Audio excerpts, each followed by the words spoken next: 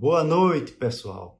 Começando agora mais uma live, dessa vez agora um papo para apresentar, conversar um pouco, na verdade, com a minha colega Riane Tarnowski, colega diplomata. Ela tem vasta experiência em Mercosul, enfim, tem um currículo muito bacana, tem umas experiências muito interessantes para compartilhar com a gente e uma vastíssima experiência em preparação para o CACD. Oi, Riane, obrigado por aceitar esse papo. Olá, é um prazer estar aqui com vocês. Obrigada aí pela oportunidade, né, de poder participar. É isso, eu que agradeço. Você tem, você tem muita coisa para contar, na verdade. Uma pena que, enfim, a gente não vai ter todo o tempo do mundo, porque você tem muita experiência, não só como diplomata, mas como orientadora também para o CACD, além de vários aspectos muito interessantes que eu vejo na no seu perfil. Eu vi que você é atleta também, não é? Sim, aham. Amadora, né? Vamos lá. Mas, sim, eu já era atleta quando era adolescente, assim, criança, adolescente, uma coisa que ninguém sabe, porque todo mundo só me vê correndo, né? Mas eu era Uhum. atleta de natação. Eu nadava, assim, nadei com uma equipe durante uns 10 anos, aí Uhum. dos 9 aos 19 anos, aí eu entrei na faculdade, depois os meus esportes não foram assim tão disciplinados, mas quando eu comecei a estudar para o concurso, aí sim a corrida veio como uma espécie de dar vazão aí à energia física acumulada no corpo, né? Então, passava o dia todo estudando ou trabalhando estudando, e aí precisava extravasar é, de alguma maneira. E a corrida surgiu na minha vida para isso, e foi muito bom. Durante a preparação para o concurso, foi? Foi durante a preparação do concurso. Comecei a correr mais ou menos ali em 2013, quando Hum. eu já estudava, e sobretudo quando eu trabalhava e estudava, né? Que você pensa, nossa, tem menos tempo ainda para isso, mas a atividade física é fundamental mesmo, assim. Eu era uma pessoa que tinha esse receio, eu achava assim, não dá para fazer tanta atividade física porque estou perdendo tempo de estudo, né? Mas é Uhum. todo o contrário. Depois que eu comecei a fazer uma atividade física regular, eu comecei a ter o sono melhor, me sentia como quase que com a mente mais limpa para receber informação do estudo, sabe? E o estudo rendia mais. Eu tinha menos tempo para estudar, mas aquele tempo que era para estudar era de fato bem líquido, assim, bem Hum. estudado. Então, só vi vantagens. Então, a Bárbara comentou aqui também nos comentários que ela também fazia isso. Começou a correr por causa da prova. Eu não posso dizer o mesmo. Eu tomei gosto pelos exercícios depois que eu passei. Durante a preparação, eu engordei muito e passei a usar óculos. Eu acho que, não sei se por ler tanto, enfim.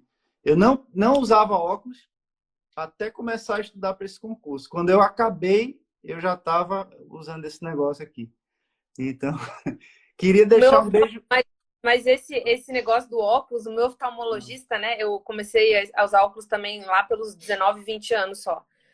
Hoje eu não uso, mas é porque eu fiz uma cirurgia de correção da miopia, tá? Mas comecei aí em função de muita carga de leitura, primeiro da faculdade, depois do estudo do CACD.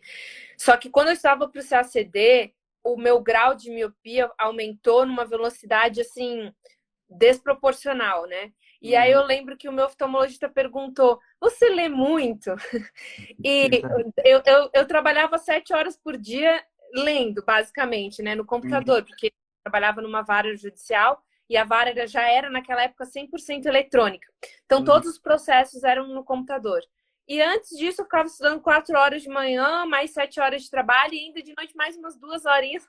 E aí eu falei para ele, em média, assim, umas 13 horas por dia. Aí ele, assim, 3 horas por dia, tudo isso? Eu falei, não, 13. 13. Aí ele falou, aí ele me deu lá uns exercícios de olhar para fora da janela, ficar mudando, tipo assim, trabalhar o músculo do olho, né? Que também é Uhum. um músculo, exato. Mas isso aí, enfim, coisas da medicina oftalmológica.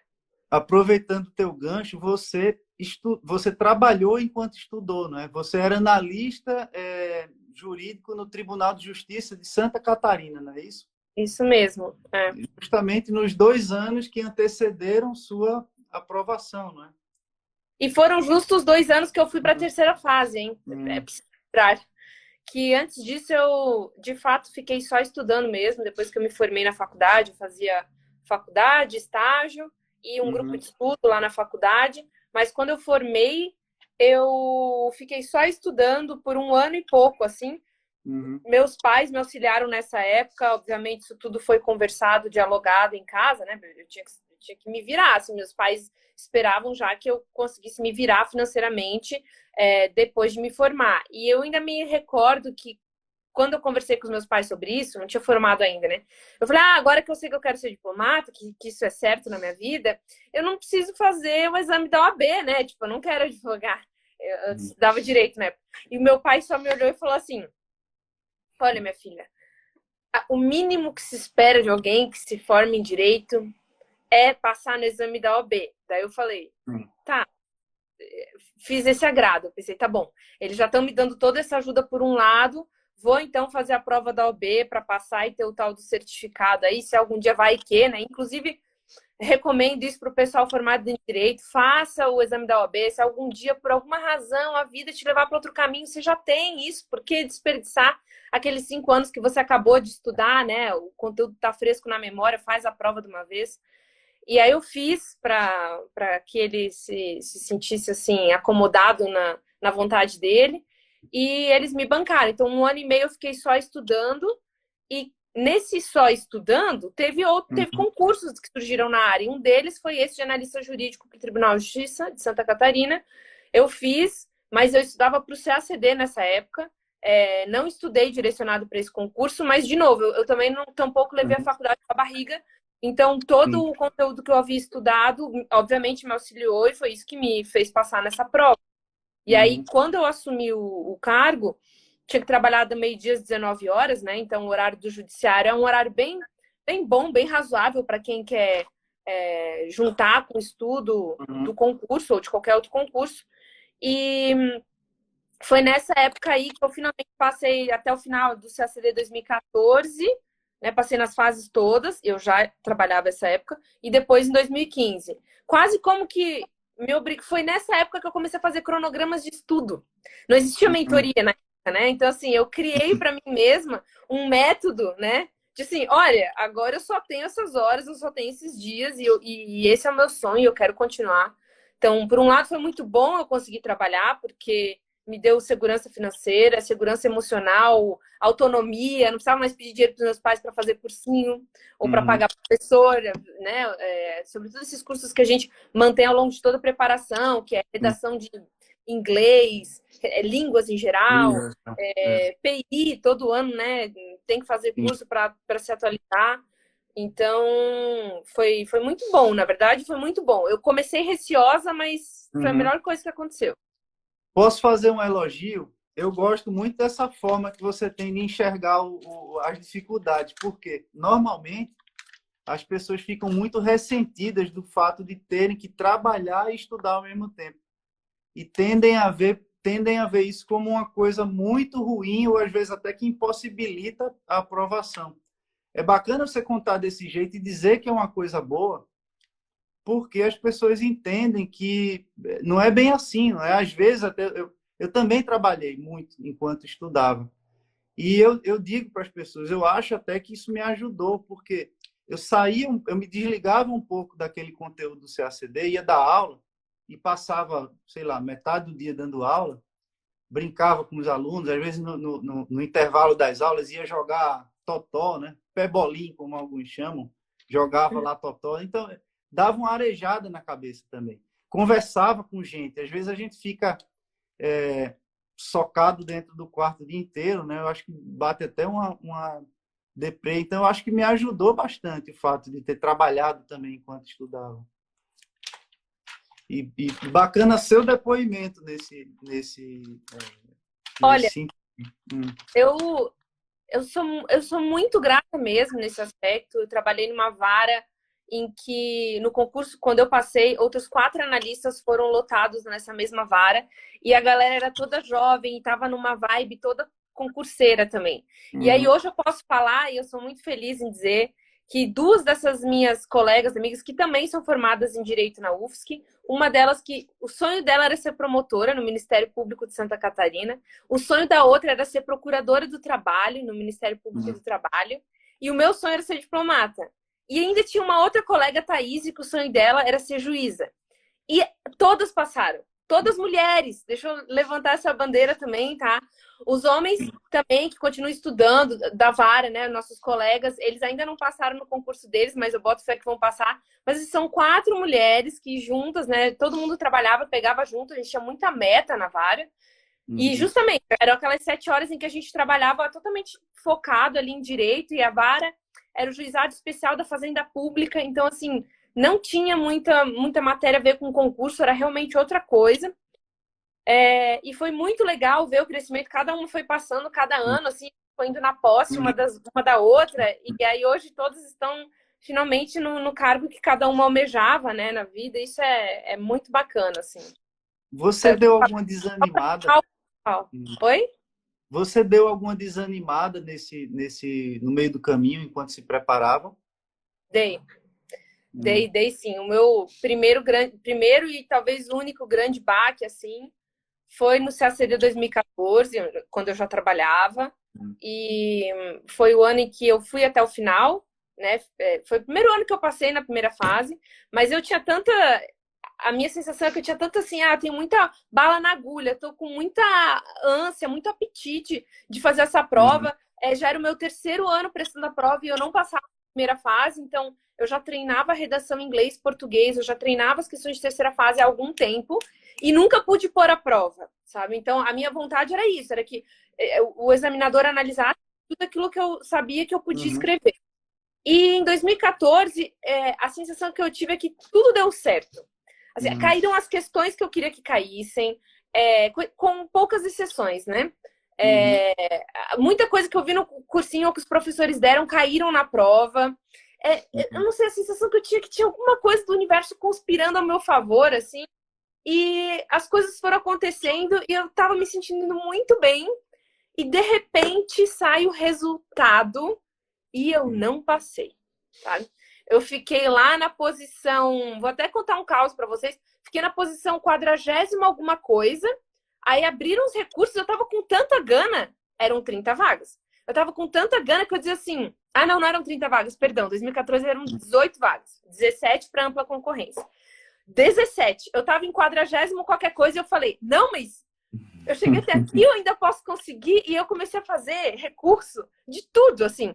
E era jogo da Copa. E a data do recurso era o primeiro jogo da Copa Mundial de Futebol. E era o jogo de abertura. E era o Brasil que ia jogar. E era no Brasil.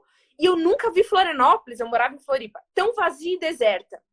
Não tinha nenhuma viva alma. Acho que até mais deserta do que agora na pandemia, gente. Porque absolutamente todas as pessoas estavam sentadas para ver a partida de futebol, né? Ninguém na rua. E eu, em casa, lá, preparando recurso, ainda me lembro, e com muito carinho, quero agradecer o professor João Daniel. Ele me ligou, ele falou comigo. Olha eu, 40ª e pouca posição, né? Fico imaginando hoje.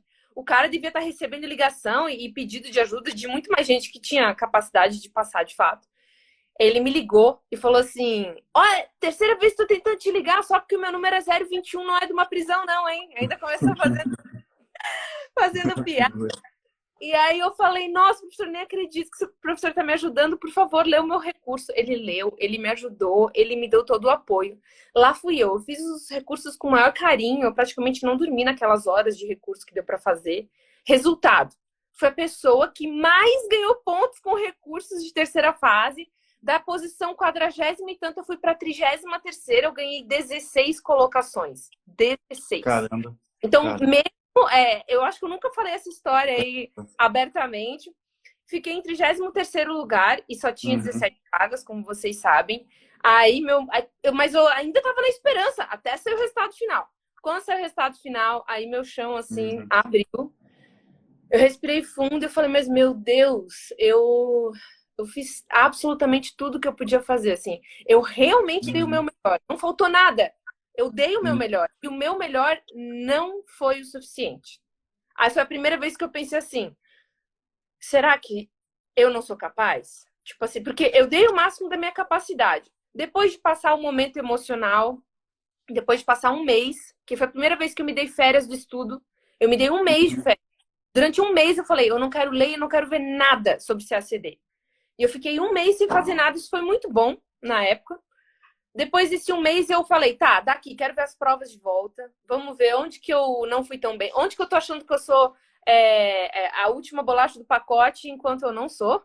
E lá fui eu, né? Coloquei a sandália da humildade, olhei as provas todas e vi onde estavam as minhas deficiências, né? Tinha deficiência em algumas questões de economia, tinha deficiência em francês, tinha deficiência em alguma coisa em HB. Então, Uhum. lá fui eu. Falei, olha, pronto, aqui tem que montar minha estratégia de estudo do próximo ano focado nisso aqui. Porque em muitas disciplinas eu tinha tirado notas maiores do que a média dos que tinham passado. Então eu pensei, olha, então, essas disciplinas aqui me parece que tá tudo bem, que tá tudo ok, né? E aí lá em 2015, quando fui fazer a prova, do contrário, né? Aí fui ganhando forças, fui entendendo que às vezes a gente não tem muito controle sobre a vida. Comecei a ter uma perspectiva no sentido de, ok, talvez eu nunca passe nesse concurso, mas eu também seria feliz fazendo outras coisas. Aliás, sou feliz hoje fazendo o que eu faço, mas... E comecei a ver várias opções e elas eram todas viáveis. Óbvio que o sonho continuava sendo ser diplomata, mas eu não abria mão de, ok, se tiver outra coisa para fazer na vida, eu vou fazer e vai ser legal e eu vou ser feliz fazendo. Assim como eu era feliz estudando para a prova. Sabe? Eu acho que muita gente também olha tudo como se fosse assim, um martírio, um sacrifício total até chegar no cume ali, que é finalmente você passar em diplomata. Mas não é só isso, né? O caminho importa, importa muito as pessoas com quem você se relaciona, os professores que você tem. Eu lembro que quando eu finalmente passei em 2015, o primeiro sentimento foi o primeiro e o mais forte. Alívio, né? Graças a Deus. Finalmente chegou, né? Acabou, eu estava exausta também. O segundo sentimento foi gratidão e a sensação completa de que sozinho eu jamais teria chegado lá. Jamais. Então, assim, era muita força de colegas, família, amigos, professores. Gente, assim, tem cada professor incrível e sensacional desse concurso que eu levo com muito carinho até hoje, assim, e tenho certeza. Eu fiz um post de agradecimento no Facebook, na época eu era bem mais ativa no Face do que hoje em dia, até porque o Instagram ganhou muito esse espaço. Mas eu fiz um post enorme, assim, eu acho que ele só agradece as pessoas. Eu ia tagando, assim, cada professor, cada pessoa que fez a diferença no meu caminho para passar no concurso. Então, mas esse momento de 2014 foi bem puxado. Eu lembro que eu estava viajando para São Paulo, quando saiu o resultado, para visitar minha irmã. Minha irmã mora em São Paulo. E aí eu saí do avião e o resultado saiu quando eu estava voando. Aí quando eu saí do avião e ela ia me buscar no aeroporto, eu vi o resultado, aí eu fiquei baqueada. Chorei nesse dia. Passei o dia todo assim meio amuada, coisa que não tem nada a ver comigo. Eu sou super alto astral, pra cima, animada. Mas nesse dia foi pesado. Mas esses dias servem pra gente, né, crescer. Aproveitar que você contou isso, vou contar uma história que eu acho que eu nunca contei. Quando eu fiz a primeira fase do ano em que eu passei, né, 2007, eu tinha certeza que eu tinha feito boa prova, né, primeira fase. E aí eu montei no Excel, sempre fui doido por Excel.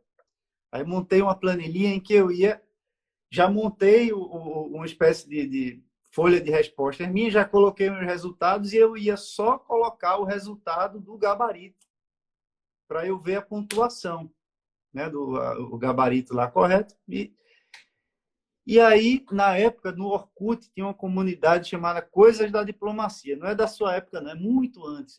10, olha o Hugo aí. 10 anos Era o antes. rei do Orkut. Não, mas eu lembro do Orkut também. É da minha época, assim, não da CD antes, mas sei bem Aí, o que é. e aí se falava numa nota de corte, eu não lembro quanto era, se era 45, não sei muito bem. E aí eu coloquei minha nota lá, e aí eu pedi para minha namorada, que hoje é minha mulher, minha esposa, que ela me olhasse ali, né, digitasse e me dissesse a nota. E eu jurando que ia ser uma nota alta. Quando eu vi, dava 30 e pouco, sabe? Aí eu, poxa, fiquei desesperado na hora. Assim, passei uns 15 minutos para baixo, meio brocochô. Aí fui revisar as fórmulas do negócio lá. Aí quando eu revisei, aí subi, foi para 54 e pouco, eu acho. Aí eu já fiquei mais animado. Mas na hora eu tive certeza que eu tinha reprovado. Eu fui resgatado da certeza de ser reprovado, sabe? E quando você passou, como é que você recebeu o resultado? Eu sempre gosto de perguntar isso, porque vem sempre carregado de muita emoção, né? Vou tentar nem me emocionar agora, porque só de contar eu rememoro a cena toda na cabeça e foi bem emocionante. E também envolve avião de novo. E minha irmã de novo. Nessa época, minha irmã morou alguns anos em Nova York. E em 2015, muita coisa deu errada na prova. Muita. Por isso que eu digo, às vezes você acha que tá dando tudo certo, uhul, né? Esse ano vai dar, e aí não dá. E aí o ano que dá um monte de coisa errada. Enfim, vamos lá, 2015. Primeira fase, tudo bem, confiante também, mas sempre tive temor da primeira fase, porque, né, por 2 anos eu reprovei. E aí, quarto ano, lá eu, né? Vamos lá, já preparada. Eu tava eu lembro, uma coisa eu lembro, eu tava um Ás em economia, que era o meu maior calcanhar daqueles. E eu peguei economia e falei assim, ó, eu quero que caia a questão mais difícil, porque agora eu sei. Eu passei muito tempo estudando economia. Eu falei assim, não, eu vou transformar isso aqui que eu tenho receio, que toda vez que eu penso me dá dor de barriga, sabe? Não, eu vou estudar isso aqui e agora vou enfrentar. E aí eu lembro que, antes da prova, eu estava fazendo revisão com um colega que é off-chão, Ricardo Sugai, querido amigo, que fazia o concurso lá em Floripa na época. Ele é casado hoje, já era na época casado com uma diplomata. E aí o Sugai, que super entendia de economia, sentei do lado dele e comecei, Sugai, vamos revisar esse material aqui. Daí ele, tá, fala disso. Daí eu falava com ele fala daquilo. Aí eu falava dele assim, Riane, você não precisa da minha ajuda. Nem sei o que você veio falar. Quando ele falou, eu pensei, essa era a Riane que eu queria para fazer a prova. Graças a Deus, vamos lá. Então, eu precisava de algumas seguranças, digamos assim, para fazer a prova. Fazer a primeira fase com aquele receio de sempre. Treinei muito, estudei muito para a primeira fase. Nunca subestimem, pessoal. Não adianta de nada você ser um AIS em segunda e terceira fase e não passar da primeira. Então, lá fui eu. Fiz a primeira fase. Já continuei a estudar para a segunda e o resultado deu certo. Fui fazer segunda e terceira fase, foi tudo meio junto.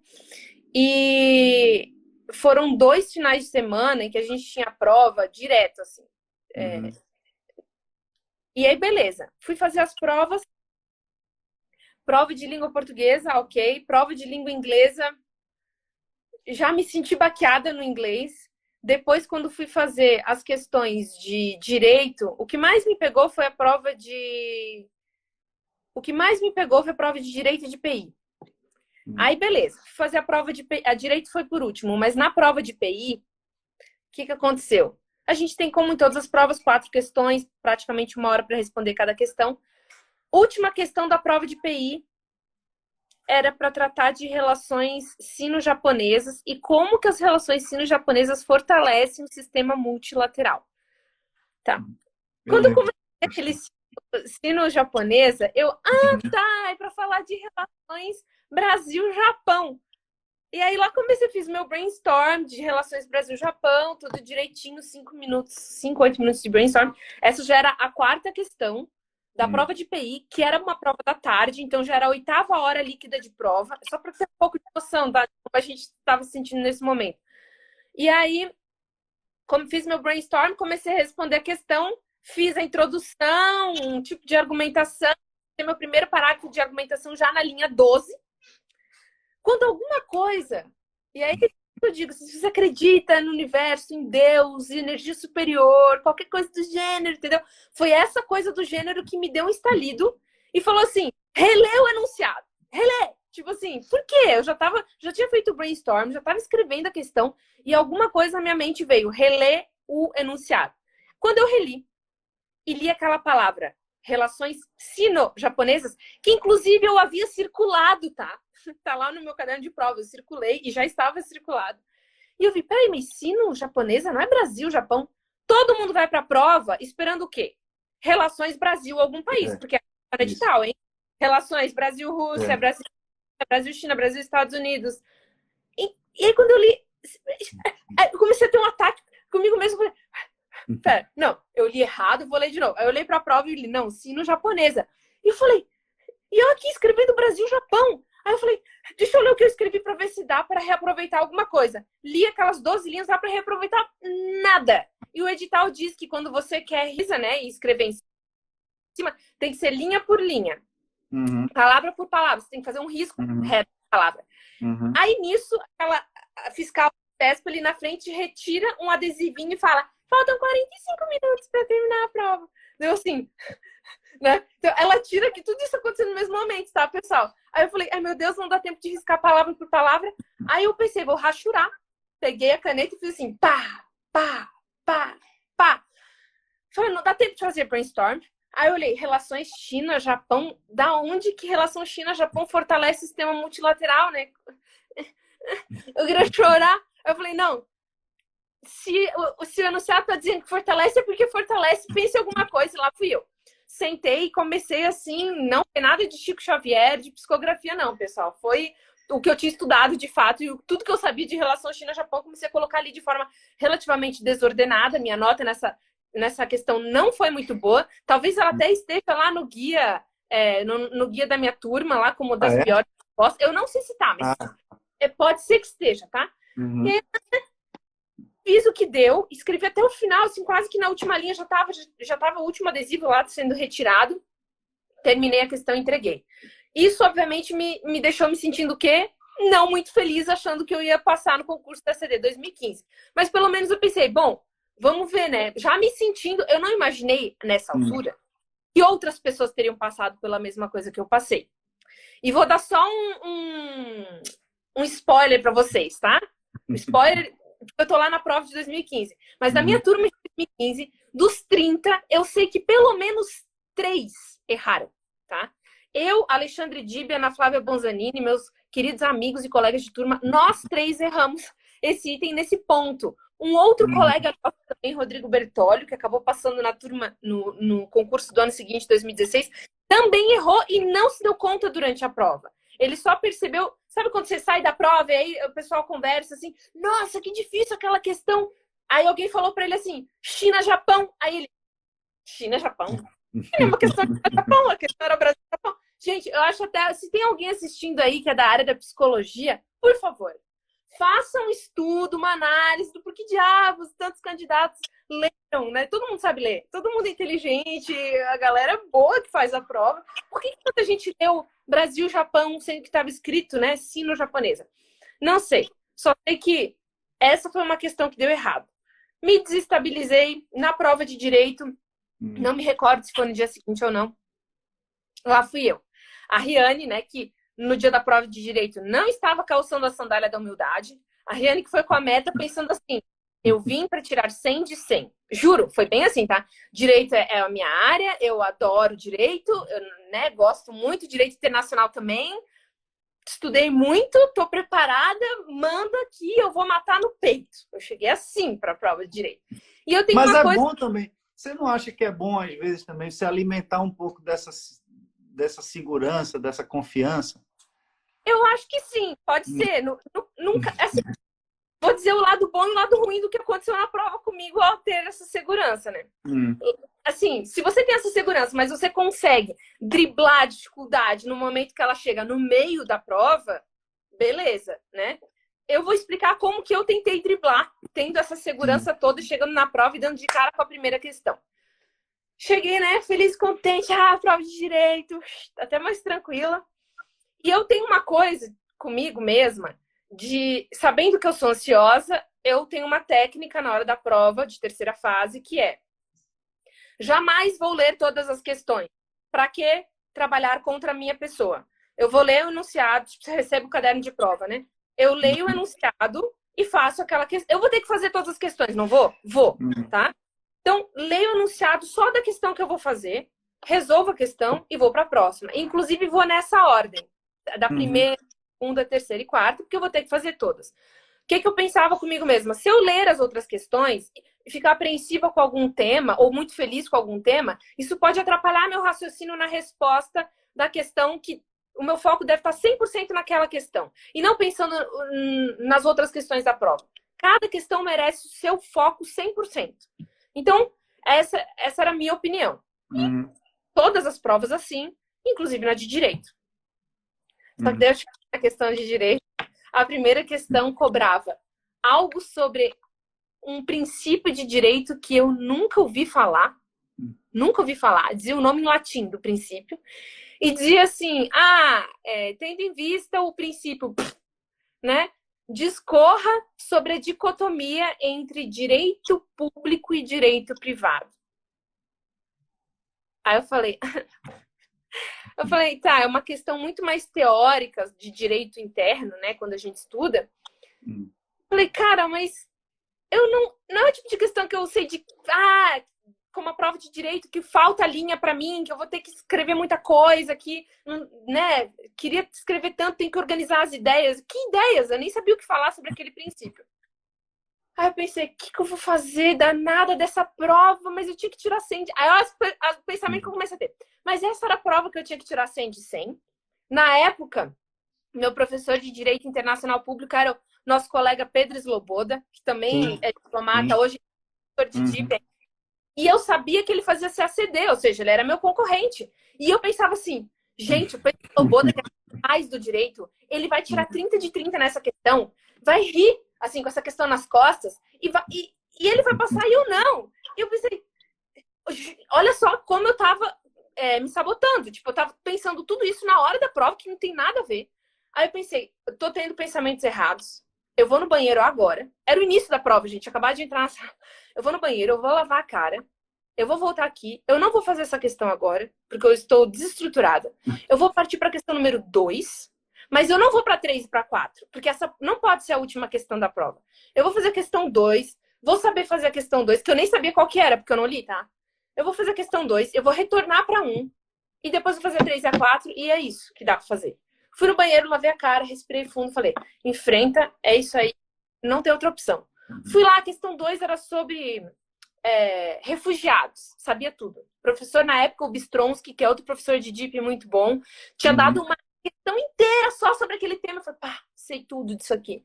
Sentei, fiz uma questão linda, respondi, falei, pronto, agora me sinto... Essa aqui eu sei que eu tirei nota máxima, vamos voltar para a questão 1. Cheguei na questão 1, eu pensei, cara, eu não sei falar direito sobre essa dicotomia, eu não sei o que é esse princípio, mas eu conheço outras 2 grandes dicotomias do direito. Uma delas, inclusive, é direito interno e direito nacional. Eu vou falar daquilo que eu sei falar e vou tentar trazer todos os contratualistas e teóricos que eu me recordo. Que eu me recordo da minha primeira fase de direito, do ano de 2006, que tinha uma professora bruxa na UFSC chamada Janine. Ela é maravilhosa. Ela tá aqui, ó. Ela tá aqui na live assistindo. Mandou um coração agora. Ela mandou uma mãozinha assim agora. Gente, foi o meu único 6 da vida, ou 6,5 que eu tirei na faculdade, tá? Não tô brincando, tá? Primeira fase, sempre tinha sido aluna exemplar. Cheguei lá e me matei pra não ter que entrar em recuperação. E eu tinha lido todos... Eu não sabia mais o que aquela mulher queria saber da minha vida. Eu só sei que eu li tanto Hobbes, Kant, que eu pensei, tá bom, vou lembrar daquilo que eu estudei naquela época. Juro, comecei a questão tratando dos contratualistas. E falando de direito. E de todas as dicotomias de direito que eu sabia falar. E aí, eu terminava a dicotomia dizendo assim, olha como isso se relaciona com a dicotomia entre direito interno e direito público. Né? E lá fui eu, gente, engambelando, claro, mas falando daquilo que eu sabia falar. E tudo isso para dizer que eu achei que eu ia tirar um 0 bem redondo nessa questão.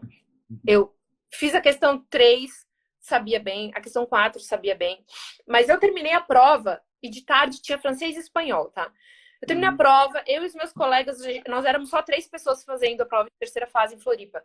E aí eu e meus amigos, a gente saiu para almoçar juntos, ali no centro de Florianópolis, depois voltou para a prova.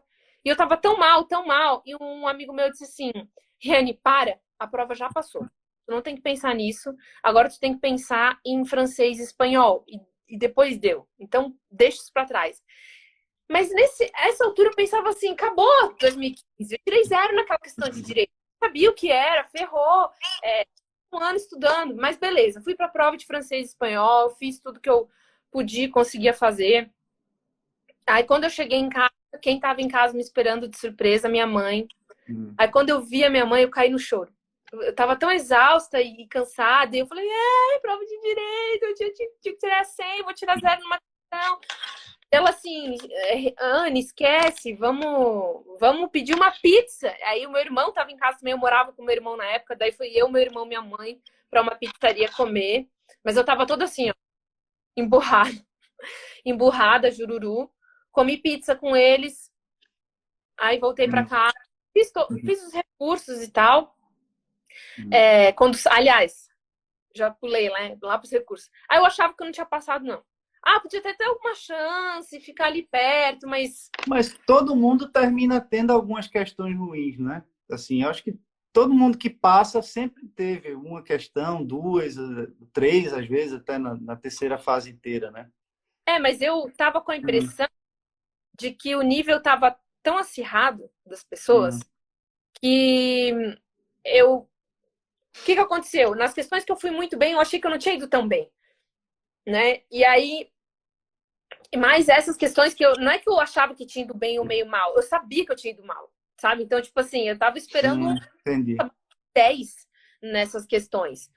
E aí, beleza. Então, eu tava um pouco desesperançosa, mas achando assim, 0 comparado com 2014, tá, gente? 0. Tava ter que estudar mais um ano. E, de novo, eu tinha programado férias para poder visitar minha irmã, que nessa época morava em Nova York, daí ela ficou morando muitos anos lá. Então, programei assim, não, vou fazer os recursos aqui, esperar 2 semanas, depois eu viajo para visitá-la. E aí marquei férias para isso, para poder fazer recurso e depois visitá-la. O que aconteceu? O CESP atrasou a correção das provas e o resultado saiu quando eu estava onde de novo? No avião, indo para Nova York visitar a minha irmã. E de novo, era a minha mãe que estava no voo comigo, indo visitar ela. E aí, quando a gente pousa em Nova York, isso era 2015, final de 2015. Quando eu pouso lá, não tinha Wi-Fi, não tinha nada pegava não pegava direito, né? E aí eu consegui, de algum jeito, entrar na página do CESP. E não tinha saído o resultado ainda. Eu pensei, tudo bem, então eu vou esperar chegar na casa dela. Só que Nova York, o aeroporto é mó longe do centro. Aí, beleza, minha irmã foi nos buscar, chegou lá.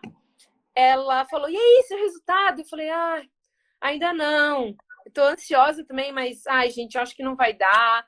Eu tava esperando o resultado de outro concurso também, que, aliás, já tinha saído o concurso que eu tinha feito para analista legislativo com técnica legislativa na Câmara dos Deputados. E eu tinha passado e eles estavam para nomear os excedentes. Eu tinha passado como excedente e eles estavam para chamar a minha colocação. E eu falei, quer saber? Se eu não passar, eu posso ser analista na Câmara, estão quase indo me nomear para lá. Eu já estava com a cabeça assim na Câmara dos Deputados, não tinha nada a ver com Itamaraty. E aí a gente tava no carro dirigindo pra casa dela, né? Aí ela assim, tá, mas olha de novo, vê se não saiu o resultado. Eu falei, mas olhar o quê? Vamos esperar chegar na tua casa que não tem Wi-Fi. Aí ela falou, não, mas meu celular tem rede de internet, ela morava lá, né? Eu compartilho com você e você dá uma olhada. Eu falei, boa ideia, manda aí. Quando conectou, o meu WhatsApp encheu de mensagenzinhas assim. Parabéns. E nesse momento, eu comecei a ficar aflita. Meu coração bateu forte. Parabéns o quê? Aí alguém, parabéns, ótimo resultado. E eu tava tão duvidando de mim que eu pensava assim, ótimo resultado, mas talvez ano que vem? O que é ótimo resultado? Eu comecei a ficar irritada com as pessoas. Parabéns. Eu assim, tá, mas alguém me dá ranking? Alguém tem ranking? E aí o Henrique Heller, que é colega nosso também, meu amigo de Floripa, que é diplomata da turma de 2013, me mandou os parabéns. E eu falei assim, Henrique, eu acabei de ligar o celular, eu acabei de viajar, eu não sei o que está acontecendo. Pelo amor de Deus, em que lugar que eu tô? Aí assim, olha, no ranking final, eu não sei. Agora, na terceira fase, tu ficou em terceiro lugar. Daí eu assim, o quê? Eu falei, não acredito. Mentira, tu para de mentir comigo. Aí ele falou, não, é sério. Aí comecei a contactar outras pessoas, alguém fez um ranking no Excel aí, final, né, total, e aí tinha dado, acho que era 7º ou 6º lugar. Aí eu falei, meu Deus, não acredito, não acredito. Eu comecei a chorar, não consegui mais falar nesse momento, né? Eu, é verdade. Aí eu comecei a chorar, aí vi que a minha mãe começou a chorar no banco de trás. A minha irmã dirigindo começou a chorar, liga pro pai! Ela dizia assim, né? E aí nisso ela pegou uma entrada, ela quase bateu o carro. Nesse momento ela tinha que passar por 5 faixas para pegar uma entrada para ir para casa. Nisso começaram a buzinar, e aí eu ligando pro meu pai, e meu pai tava numa reunião de trabalho, e eu não conseguia falar porque eu tava chorando. E aí, quando ele atendeu, ele no FaceTime, né? Oi, Anne, a minha família me chama de Anne. Oi, Anne, tá tudo bem? E eu chorando, e ele assim, o que aconteceu? Porque, imagina, eu tinha conversado com a minha mãe, né? Ele deve ter achado, sofreu um acidente, aconteceu qualquer coisa, e a única palavra que eu consegui falar foi, passei. E não consegui falar mais nada. E comecei a chorar. Aí ele começou a chorar do outro lado do vídeo. Gente, foi super emocionante esse momento. Porque foram muitos anos, né? Ainda mais a família que mais participa de tudo que está acontecendo contigo. E assim, não caía a ficha. Não acreditava ainda que aquilo tinha acontecido. E aí eu comecei a pensar, mas e todos os erros? E todos... Aí não importa, entendeu? Eu pensei, graças a Deus, eu não vou ter que estudar mais um ano, mas eu não vou ter que revisar todas as matérias. Isso que eu gosto das matérias, sabe? E eu fiquei assim, tão aliviada, tão...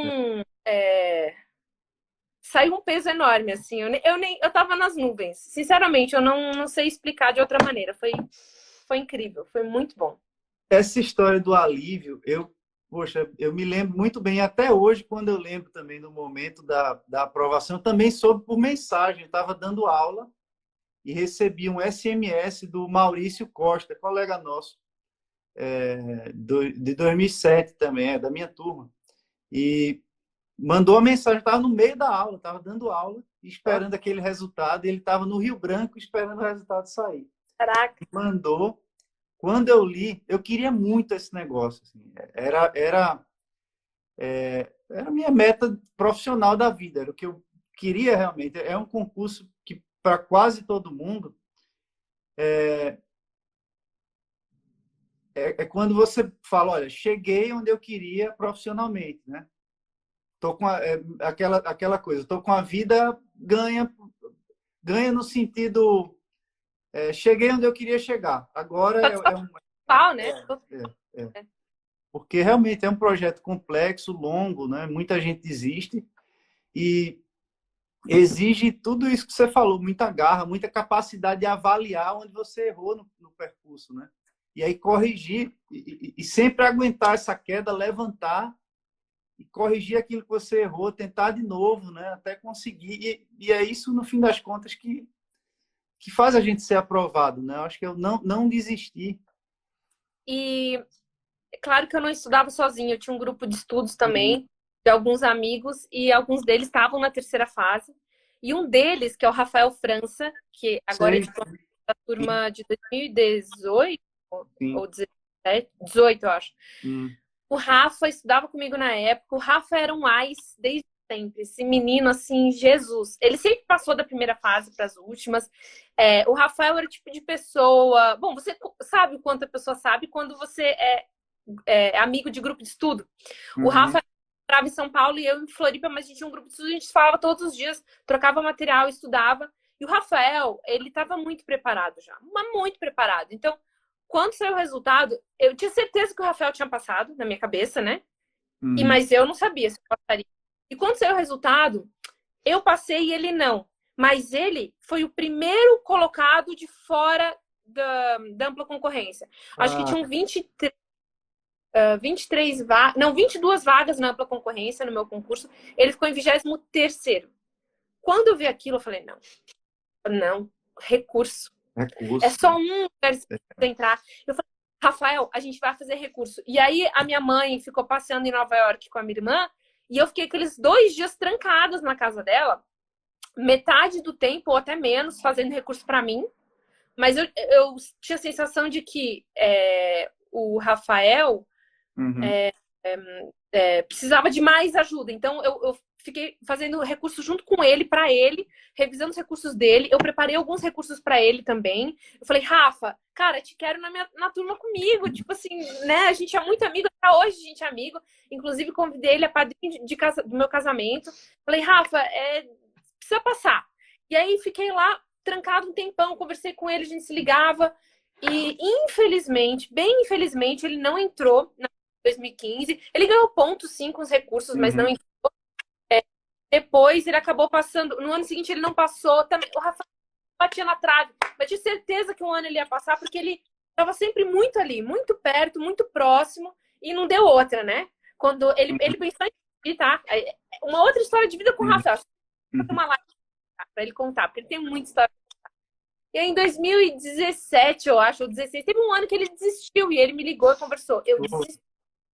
Ele falou, vou desistir, eu vou tocar minha vida. Ele é um excelente arquiteto também, tá? E ele trabalhava num escritório de arquitetura em Paris. Ele é um wise.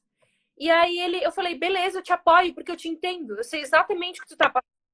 Escolhe isso, eu sei que tu vai ser feliz na arquitetura, vai. Aí ele desistiu. Por alguma razão ele falou, quer saber? Eu vou tentar mais um ano. Ele desistiu, ficou uns 6 meses sem estudar. Depois voltou, em 2017, ele voltou. Pensou, não, eu vou tentar só mais. Ele falou, o que tu acha? Eu falei, vai fundo.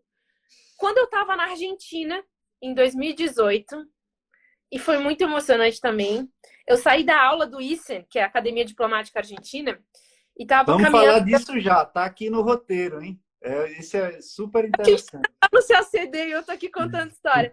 Eu tava descendo a rua lá em Buenos Aires, eu tava com o Alexandre, que é o meu colega de turma do Rio Branco também, que tava lá fazendo isso comigo, e com uma outra intercambista chilena, Cristina.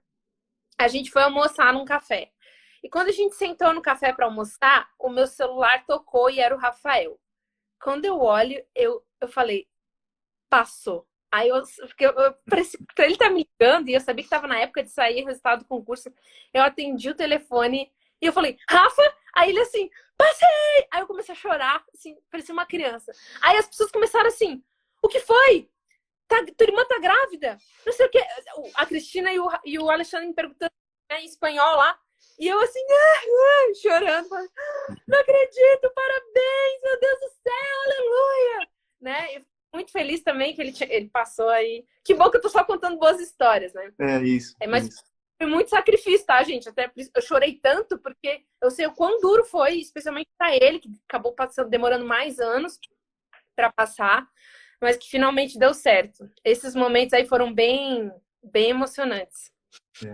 E eu lembro, na hora que eu passei também, eu sempre gosto de perguntar como foi a sensação, como foi o momento em que a pessoa soube que passou. E até hoje eu me emociono também quando eu lembro, porque eu tive algumas pessoas durante a minha preparação, né, que eram muito presentes. Eu queria muito também mostrar para elas que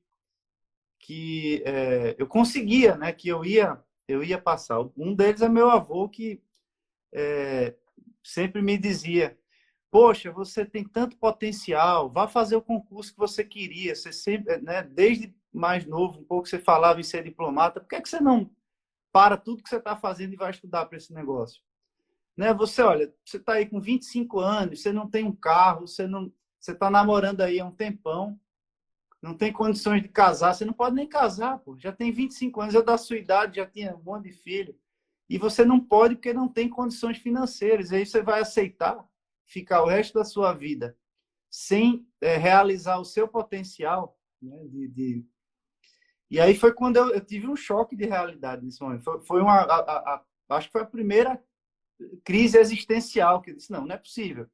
Eu não me acho uma pessoa burra. Eu tenho facilidade de aprender as coisas.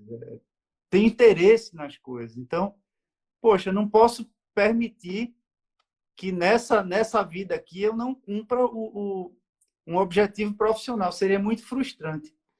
E aí, na hora que eu passei, eu lembrei logo dele. Não posso nem falar muito, que eu me emociono também. E dele e da minha esposa, né? Que está comigo até hoje, era minha namorada na época, me levava para fazer prova também. Eu não tinha carro, ela me levava, me buscava, sabe? Se preocupava comigo. E aí a gente tá junto até hoje, né? E, enfim, tem minha mãe, minha irmã também, querida. Então, inclusive, um beijo aqui para minha mãe e para minha irmã que estavam assistindo aqui. Não sei se ainda estão, né? Maravilhosas. Aí minha mãe me vê muito pouco e fala muito pouco comigo, então ela aproveita as lives, segundo ela, para ficar beijando a tela do celular para matar a saudade de mim. Então, beijo, viu, mãe? E vamos falar desse Isen. Muita gente se interessa bastante, pergunta, inclusive, nas caixinhas do Instagram, como é esse negócio de intercâmbio no Isen, né? Como é esse negócio? Então, o Brasil e a Argentina têm um programa de cooperação entre as academias diplomáticas já há mais de 20 anos. E nos últimos anos, de acordo com a portaria que regulamenta o curso do Rio Branco, essa é uma portaria de 2014, o primeiro e o segundo colocado do ranking final do Instituto Rio Branco recebem um convite para estudar durante um ano lá na Academia Diplomática Argentina, junto com os argentinos, né? E como que funciona o ranking, para início de conversa, né? O ranking não é só o Rio Branco. 25% da nota do ranking final do Rio Branco é a nota do CACD. E os outros 75%, né? Então, basicamente o desempenho no Rio Branco. Então, faz uma média final aí, 75% nota Rio Branco, 25% CACD, faz o ranking final. Em primeiro lugar ficou o Alexandre de Paula Oliveira, meu colega e amigo. E em segundo lugar, eu. E aí nós dois aceitamos o convite e fomos para a Argentina. Nesse último ano não teve porque teve pandemia, não teve nem CACD aqui, nem o concurso de admissão lá na Argentina, então não tem aula, por isso que eles não fizeram o programa. Espero que a situação melhore para que ano que vem possa ser realizado. Mas, enfim, todo ano, então, é mais ou menos isso que acontece. A gente foi lá para a Argentina, ficou de março até dezembro, março de 2018 até dezembro de 2018, faz o primeiro ano deles. E eles lá na Argentina não são diplomatas quando passam no concurso. Passam, tem que fazer 2 anos de Isen. O primeiro ano é bem acadêmico, parecido com o Branco.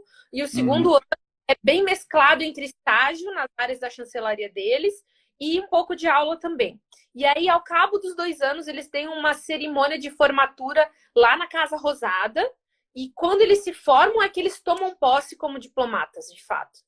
Então, é um pouquinho diferente daqui, mas é muito legal. A gente passou a fazer quase todas as disciplinas com eles, uma ou outra que aí é reservado só para diplomatas, mas eles também nos davam liberdade de escolher línguas em geral. Eles têm também um curso de capacitação de várias línguas. Então, quando eu fazia aula de línguas, eu podia fazer com outros diplomatas que não eram o pessoal do Isen. Então, eu fazia com uma conselheira, com um conselheiro. Entendi. Bacana. Legal. Bem legal. E aí, nesse meio tempo também, a gente participava de alguns eventos da nossa embaixada lá. Porque como as aulas acabam em dezembro, depois de dezembro a março de 2019, a gente embaixada. Então, trabalhava junto com os nossos colegas lá em Buenos Aires.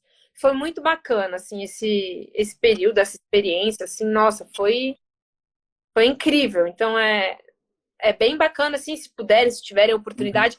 De novo. Tem que estudar para ser primeiro lugar ou segundo, né? O pessoal que puder tem que... Oi? Surpresa por um lado, né? No Rio Branco, obviamente, vocês sabem quem que passa no concurso. A galera é muito competitiva e inteligente. Só que a média das notas, você não sabe exatamente que nota os seus amigos, seus colegas estão tirando, né? Com exceção, a gente tinha uma disciplina em que o professor fazia questão de postar as notas no mural do Rio Branco. Eu não ia bem, não, tá? Na primeira prova, ele fazia prova toda semana, aquela disciplina de política internacional. E aí eu lembro até que a minha primeira nota, juro, acho que eu falei antes que a minha professora Janine era a professora bruxa que me deu 6, né? Mas a minha primeira nota com esse professor foi 5 ou 5,5, assim, gente. Foi uma nota muito baixa. E aí ele postou o ranking das notas assim, no mural do Rio Branco, e eu era ou a última ou a penúltima da turma, tá? E aquilo foi tipo, shame on you, pá! Quando eu passei no concurso, e pensei assim, o mais difícil já passou, né? Eu pensei, porra, Agora também não pra que ficar estudando no final de semana. Eu vou estudar, obviamente, vou pras aulas, vou estudar durante a semana, mas, gente, pelo amor de Deus, eu passei 4 anos sem final de semana. Agora chegou minha vez, entendeu? De brilhar, eu quero ser feliz aqui em Brasília. E para minha infelicidade, essa aula era na segunda-feira de manhã e toda segunda com prova. O que isso significa? Que todo domingo você vai ter que estudar. E eu só queria, tipo, em meia hora ali, dar uma olhadinha nos textos e deu. E não foi assim. Tanto que na primeira semana eu tirei 5, né? E aí fui tentando melhorar, mas até o fim do semestre eu ainda tava, assim, 10º pouco na ranking. E aí fui estudando para o segundo semestre, saí um pouquinho melhor, mas nada muito fora do comum, não. Tanto que fiquei surpresa, o ranking saiu, já era assim, outubro, a gente começou a aula em janeiro. E aí, quando o ranking saiu em outubro e eu tava lá numa das primeiras posições, aí eu fiquei impressionada, porque eu não fazia questão de que eu tava indo tão bem assim nas demais disciplinas, porque todo mundo tira nota boa. Se vocês virem o ranking, a diferença é de muitos centésimos ou milésimos ali. O pessoal todo tira nota muito alta. Você, nesse momento, você já estava na torcida de ficar ali nas cabeças para ir para o ISEM? Ou você não pensava muito nisso do ISEM? Quando chegou em outubro e eu vi que era uma realidade verdadeira, aí entrou na minha cabeça. Quando eu vi que eu estava já ali entre os primeiros colocados, isso em outubro, eu falei, o quê? Ah, não, agora... Mas assim, agora, faltava outubro, novembro, dezembro, para fazer prova e trabalho e etc, né? Então, não, isso não era um objetivo de vida. Até porque a gente tinha colegas que eu considerava que eu achava, não, esse pessoal estuda muito, tipo, nega de sair, de fazer coisa do Rio Branco. Eu vejo que essa pessoa se dedica muito mais do que eu. Tipo, não tem, sabe? Então, eu achava que eu não ia ficar, não, entre as primeiras colocações. Mas quando saiu o primeiro ranking, e aí a gente já estava bem avançado, já dentro do segundo semestre, e eu vi, eu falei, não, a partir de agora eu vou tomar cuidado e vou fazer as coisas com mais zelo, porque eu tô no páreo. Tipo, até então eu não sabia, mas já que eu tô, agora eu vou pra cima, né? E deu certo, né? E você foi para lá logo depois que acabou o Rio Branco ou chegou a trabalhar um pouco ainda na série antes? Trabalhou, né? Você já caiu lá na... Deixa eu ler o nome que é enorme. Vou ler para o pessoal. E aí, se você puder explicar o que é que faz exatamente essa divisão. Olha lá, turma. Olha que nome bonito. Divisão de Assuntos Políticos, Institucionais, Jurídicos e Sociais do Mercosul, chamado DMS. Isso. Eu costumo brincar que é a divisão que é tudo do Mercosul menos comércio. Tudo que é Mercosul menos a parte econômico-comercial. E relacionamento externo, né? Obviamente, que é uma coisa à parte. Mas eu fui lotada na DMS. Qual que é a questão do ISEN também? Tinha uma regra na época, que eu acho que não é mais válida, mas na época era, que o primeiro e o segundo colocado do ranking branco, se quisessem ir para o ISEN, obrigatoriamente tinham que escolher uma lotação na área das Américas para ter relação. Então, das áreas das Américas, abriram vagas. Quando a gente termina o Rio Branco e a gente vai ser lotado na Secretaria de Estado, a gente recebe mais ou menos a quantidade de vagas que vão abrir e não é a administração pública que escolhe onde você vai trabalhar. Isso é uma coisa bacana do Itamaraty. Eles abrem um espaço para que você, diplomata, de acordo com o seu ranking, escolha onde você quer trabalhar, de acordo com aquelas 30 vagas, no caso. Né? Então, minha alunos, 30 vagas, todo mundo sentou reunido no dia no auditório e na época o SGAD, né, o secretário-geral lá, não é secretário-geral, de administração, né?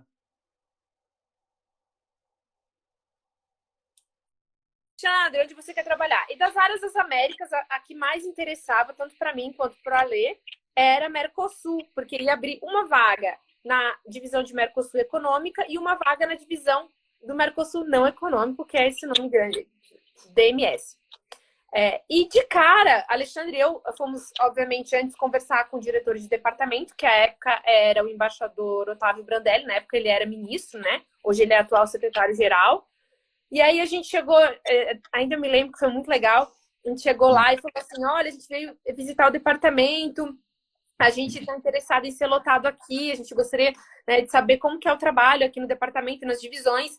E eu lembro que o Brandelli falou assim, ai, que ótimo, Rio Branquinho, a gente sempre precisa de trabalho aqui, não sei o quê, o que chamou a atenção de vocês e tal. Aí o Alexandre explicou, né, que a gente era obrigado a escolher uma área das Américas por causa do ranking. Aí ele falou assim, o quê? Vocês são o primeiro e segundo colocados? A gente falou, sim, dele, mas que maravilha! Mas a gente tá muito bem mesmo, olha só, vamos ficar com os melhores, né? Tava torcendo, assim, achei legal por esse lado. Mas eu já olhei para ele e falei assim, mas assim, a gente vai ter que ir pro ICE no outro ano, porque eu sei o quanto as chefias sabem e não gostam de perder por algum tempo os seus funcionários, né? E ele assim, não, mas não importa, né? Tipo, isso aqui é bacana, sejam bem-vindos, vão ser muito bem-vindos aqui e tal.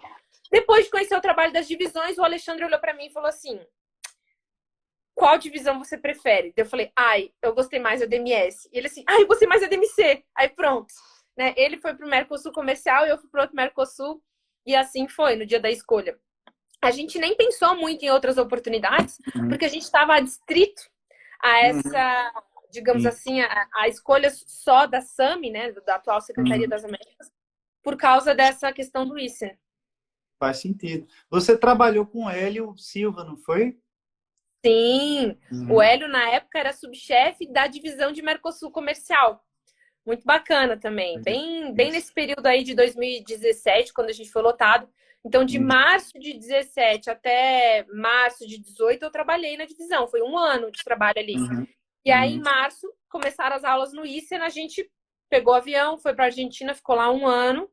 E aí, no retorno, logo antes da gente retornar, em dezembro, mais ou menos, o conselheiro André Jafé, que na época era o chefe da minha divisão, me liga e fala assim, olha, o agora embaixador Otávio Brandelli vai ser secretário-geral e pediu para que você e o Alexandre voltem para a área de Mercosul, porque a equipe de Mercosul está toda migrando para a secretaria-geral, né?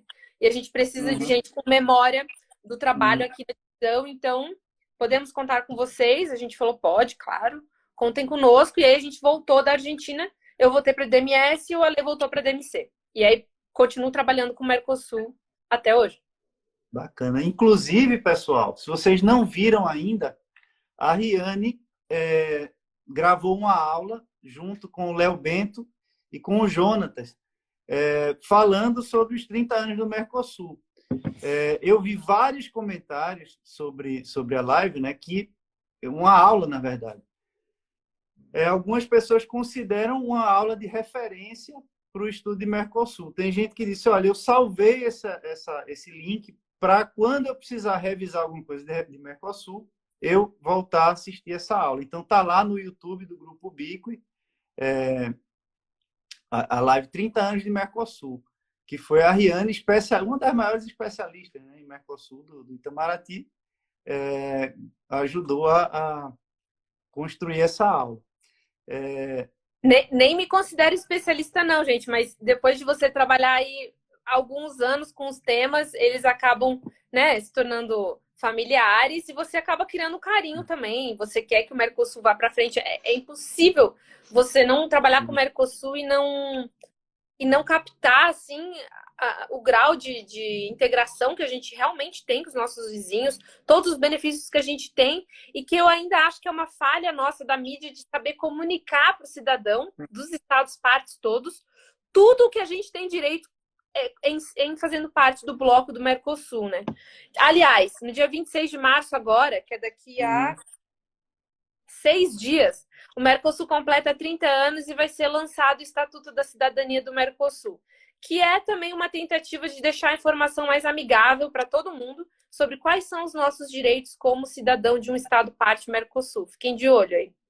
Bacana, bacana. Legal essa visão. E o pessoal já está comentando aqui. A aula foi sensacional. Nossa, a aula sobre o Mercosul foi perfeita, aula incrível. Então, o pessoal que já assistiu também. Que o Léo, que deu a aula junto comigo, o Léo trabalhava também na DMC, a divisão de Mercosul comercial, tá? A aula acabou sendo muito complementar por causa disso. O Léo sempre trabalhou na área comercial e eu trabalhava na outra área, né? Que é política, social, cidadã, institucional. Então, foi muito bacana mesmo. Muito legal. Olha, a gente teria muito assunto ainda para tratar, né? eu não queria também abusar muito da sua paciência. A gente pode combinar uma outra, porque eu tinha planejado, eu acho que a gente está na metade do que eu queria perguntar de verdade. Queria só dizer para o pessoal que a Riane, ela é uma mentora, ela trabalha com mentoria também, ajuda candidatos, né, a se preparar para o CACD. Agora está ajudando, enfim, faz parte do Grupo Bico, né, que é essa iniciativa de vários diplomatas, eu acho que somos mais de 20 agora. A gente começou esse projeto com a ideia de trazer um pouco da nossa perspectiva a respeito de preparação para o CACD, um pouco da visão de quem passou por tudo isso, que é complementar ao que os professores têm a oferecer, né, na preparação para o concurso. E também tentar um pouco, ou muito, né, desmistificar a carreira diante não só da sociedade, mas de quem tem interesse genuíno em seguir a carreira diplomática. Muita gente deixa para saber, deixa para tentar se informar de como é a carreira quando já está muito em cima, quando já está estudando há muito tempo, e muitas vezes depois que passa só, que a gente vai descobrir onde caiu, né? Então, eu acho que esse movimento todo de vários colegas, tanto do grupo quanto outras pessoas, e colegas que também passaram a se envolver diretamente com preparação para o CACD, como Riane, como eu, como o Hugo, o Jonatas, a Clarissa, enfim, vários outros colegas do grupo e fora do grupo também. Eu acho que isso só contribui para que as pessoas tenham mais opções de preparação, mais acesso à realidade da carreira e que a própria sociedade conheça um pouco o que é que faz um diplomata de fato. Você disse uma coisa interessante. A gente sabe, a gente comunica muito mal os benefícios de fazer parte do Mercosul. Da mesma forma, eu acho que a carreira diplomática, nós como diplomatas fazemos mal, inclusive, esse papel de mostrar para a sociedade a nossa utilidade, né? De fazer as pessoas entenderem que por trás de uma calça jeans que a pessoa compra, tem todo um histórico de negociações para chegar num padrão de calça, de comércio e regras e desembaraço política alfandegária, fiscal, tributária, tudo isso. E tudo isso é conduzido por diplomatas. E quase ninguém sabe disso, muitas vezes nem os próprios interessados na carreira diplomática. Então, essa oportunidade, Riane, que as pessoas hoje em dia têm de conversar conosco, com você, comigo, com todo mundo que se dispõe a fazer isso, eu acho que é benéfico para a sociedade como um todo, para o Ministério e para quem quer ter uma preparação, quem quer ficar mais competitivo para a prova, né? O Hugo aqui, desde hoje, que manda recado, o seu padrinho de casamento está aí, olha. Mandando. Hugo, acho que a gente vai ter que remarcar o casamento, viu? Não dá, com a pandemia não dá, vai remarcar. Já adianta aí. Aliás, é porque eu casei de fato, né, no cartório, mas a gente tá com uma festa marcada, assim, desde maio do ano passado, que, obviamente, por razões claras, é impossível fazer uma aglomeração, juntar pessoas. Então, a gente postergou já 2 vezes e vai ter que postergar a 3ª vez. Não tem maneira de fazer festa no Brasil de jeito nenhum agora. Riane, você tem algum recado para o pessoal que te segue, que quer seguir a carreira diplomática, que está desanimado, quer deixar alguma mensagem para o pessoal de despedida? Quero sim. Despedida da live, né? Não que você vá assumir do mapa, não. Despedida da live. Eu super topo aí outra live para comentar várias outras coisas, responder as metade das outras suas perguntas.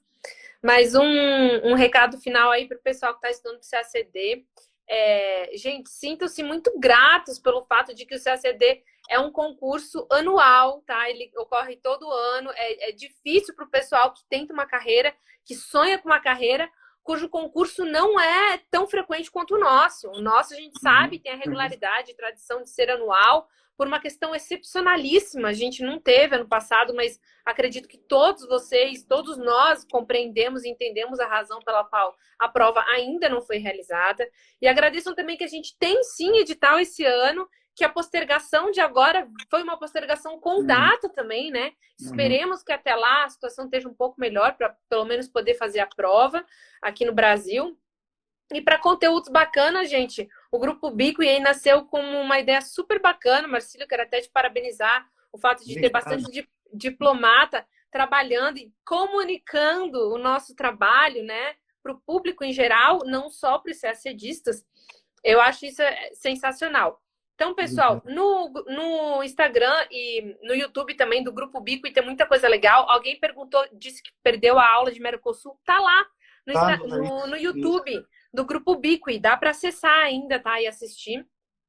E no meu perfil, que é Ri Tarnowski, muita gente acha que é Rita, mas é porque junta, né? O Ri de Riane Tarnowski. Vou sempre que possível colocar conteúdo bacana também.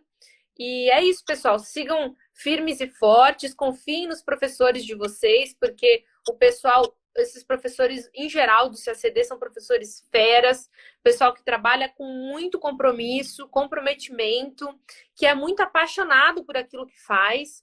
E se vocês gostam mesmo da matéria, continuem, gente. Se é o sonho de vocês. Eu tô aqui só para ser mais um exemplo e contar e compartilhar um pouco a minha história, para que, se possível, né, possa inspirar vocês, motivar vocês a seguir adiante, a saber que mesmo com tombos no caminho, obstáculos, percalços, aí é possível encontrar, ainda que não seja na carreira diplomática, hein, encontrar o caminho de cada um. É isso. Obrigado. Adorei a conversa, adorei o papo. Super alto astral e inspirador para todo mundo. Não é só para quem está estudando concurso, não. Para mim também. Adorei o papo. Também gostei. Obrigado, Liane. Obrigado. De nada. Vou deixar salvo, hein, pessoal? Quem quiser ver depois ou compartilhar, chamar alguém para assistir, vai estar salvo no perfil. Obrigado, Liane, mais uma vez. De nada, um beijo. Beijo. Tchau. Tchau, tchau.